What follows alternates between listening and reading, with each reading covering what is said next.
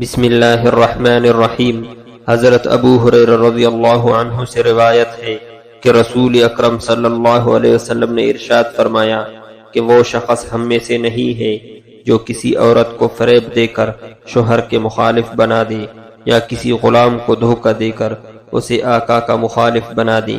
اس حدیث میں اس بات کی نصیحت فرمائی ہے کہ کوئی مرد عورت کسی عورت کو ورغلا کر اور سمجھا کر اس کے شوہر کے مخالفت پر آمادہ نہ کرے۔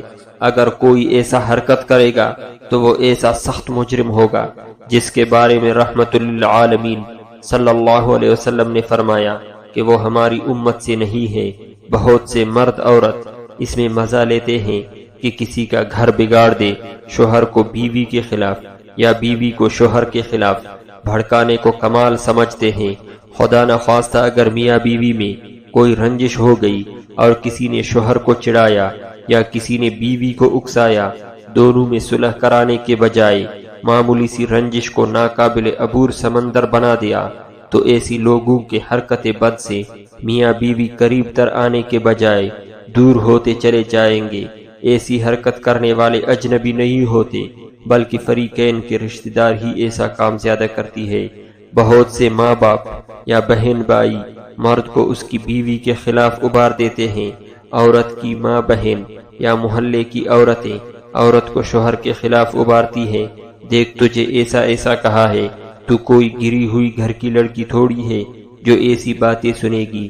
تیرا زیور بیچ گایا اور تجھے زیور کا ایک کیل بھی بنا کر نہیں دی۔ کپڑے بھی وہی تیرے ماں باپ کے گھر کے چل رہے ہیں، کیسے شوہر کے پلے بندی ہے۔ ان باتوں سے ان کا دل ٹوٹ جاتی ہے، شوہر سے لڑتی رہتی ہے، وہ بھی بری طرح پیش آتا ہے اور بدگمانی بڑھتے بڑھتے طلاق تک نوبت پہنچ جاتی ہے۔ جب طلاق ہو جاتی ہے تو اب شوہر بھی دوسری شادی کے لیے پریشان ہے، مگر کسی جگہ شادی کا موقع نہیں لگتا، اور بیوی کے اقربا بھی چاہتے ہیں کہ کہیں رشتہ مل جائے، مگر لوگ اس کو اس لیے قبول نہیں کرتے کہ اسے طلاق ہو چکی ہے، عادت اور خصلت خراب ہوگی، تبھی تو ایسا ہوا ہے۔ بہرحال جن کا گھر بگڑا وہ مصیبت جھیلتے ہیں اور بگاڑنے والے اور اکسانے والے تماشے دیکھتے ہیں۔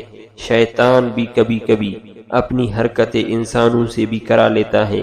اللہ تعالی شیطان کے کاموں سے سب کو بچائے، آمین۔